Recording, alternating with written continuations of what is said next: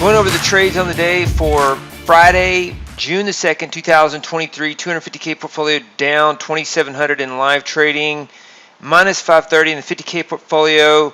We had only one winning day this week out of 4. We had a holiday shortened week, but we are up on the week because our winning day yesterday was significantly higher, and this week encompassed the end of May and beginning of June. And so first 2 trading days of June are positive, up on the month, up on the quarter, and on the year, and working to get back to equity peaks last made on May the 5th. I want to go over some interesting numbers in the Nasdaq to show you just how bullish this market outlook really is.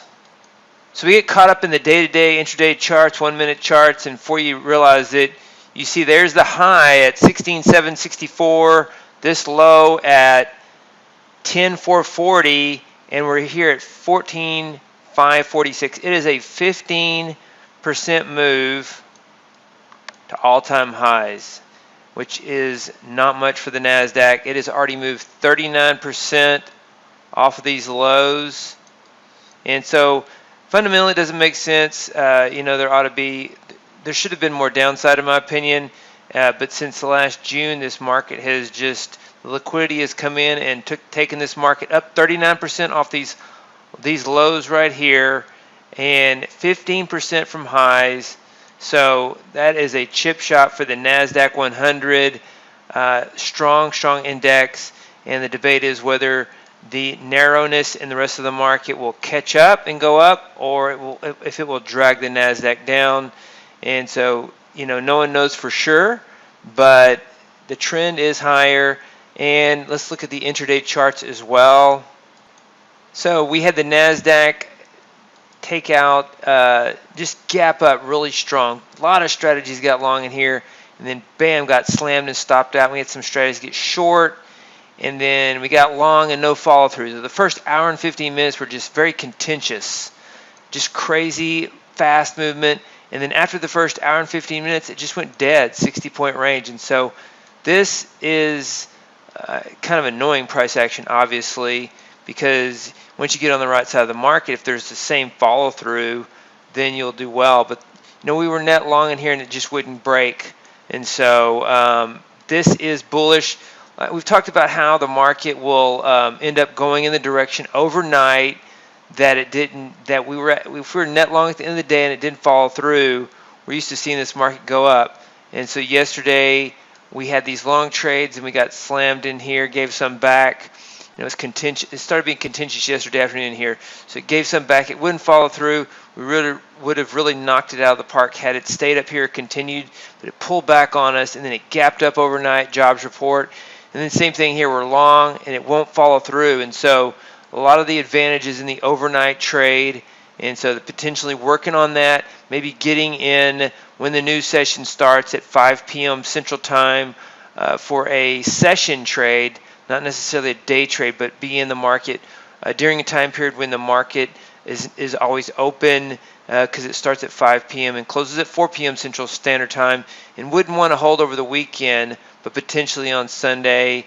Those types of strategies are worth researching, but the NYC tick pulls back, and the advanced decline line was very strong today.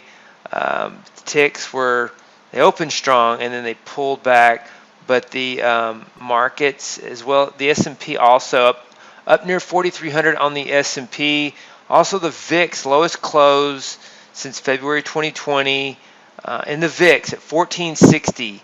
So massive VIX crush, and just this bullish parade to drive the market back to its bullish zone.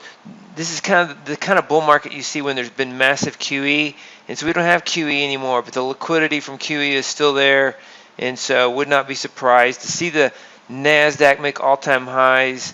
And for at this point, you kind of hope for it, even if you're a short-term trader, or even if you're a bear. It would be a great advantage to see great trading action if you're a short-term trader, to see this Nasdaq continue, go up here in bubble territory, make another bubble, and then pop. And so great trading action if that happens. We'll see if that does happen, or if it'll slow down and go sideways. We'll see. Like I said, no one can predict it. Let's go over the trades on the day on Friday's trade. The S&P did pretty well. It was 4 for 6 on the S&P. Cobra 3 hit its profit target. Tick Pulse up on the day, 962.50. Nice clean breakout. Tick Wave stopped out on that pullback at the open, minus 825. Adaptive moving average up 925. And our Tick Chop strategy, these are some of the dogs from May, have started out the month strong. They were profitable, net profitable yesterday, up at 1,500 today. Took the short trade, took the long trade, tick count trend dynamic turnaround. Just a small loss today, minus 112.50. And so, let's see, 1, 2, 3, 4, 5, 6, 4 for 6 on the Nasdaq, on the S&P. 4 for 6 on the S&P. Let's go over the Nasdaq trades on the day. So tough day in the Nasdaq. The Nasdaq strategies were 4 for 10, and the S&P was actually plus 3K on the day on 4 for 6, and 4 out of 6 strategies were profitable. On the Nasdaq, only 4 strategies out of 10 were profitable, and it was about minus 5.5K on the Nasdaq because we had some small winners and some big losers with this opening slam trade. Just this spike up. Cobra 3 was profitable. See a small winner, plus 185. Viper, small winner, plus 55. Just no follow through on the day like we were talking about. But the opening trade got long up here and then just got slammed down, only to come back to this area and just sit all day. Got long on EVP1. This version of EVP1, this one goes long and short, has a different exit. And it was down minus 1,025. This was minus 725. Tick pullback with a $2,000 stop loss. Also got stopped out. So the market just was vicious. We see one of the things I do see in this market is a gap fill and reverse pattern that's happening more lately. You see it fills this gap and then reverses. Not much of a gap yesterday. Went up here and filled this gap and reversed on this date. It came down here, it filled that gap and reversed, filled it again and reversed. So here's the previous day's close, and it gaps up, and it fills those gaps and reverses.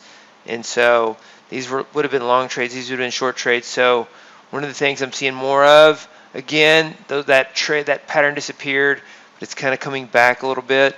Tick reversal, small loser on the day, minus 145.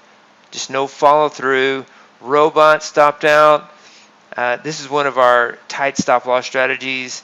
It's one of our favorite strategies because you get a trade like we did last Friday, and you're up $6,300, and then you follow through with 2 losers of minus 425. And so love that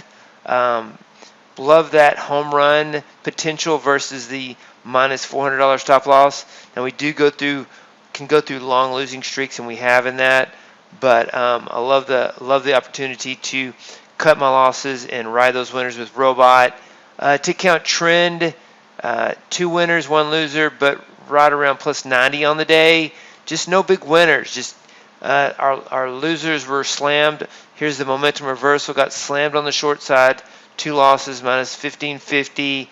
And then zigzag. It's starting out the month profitable. Had a winner yesterday. Had a winner today, even though it was small, plus $15.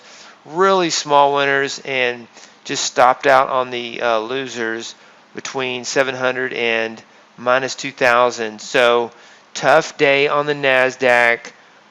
Once again, these are the live results for Friday, June the 2nd.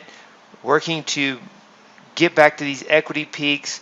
We've started out with a profitable week, strong start on the month, and so looking forward to next week's trade to see how this market continues, if it continues to trade more like it did yesterday to start the month out, or if we continue to get extreme contentious price action like we did in May, and then maybe adjust the portfolio once again. So once again, trades on the day for Friday, June the 2nd, 2023. Hey, David Bean here. Welcome to Capstone Trading Systems YouTube page.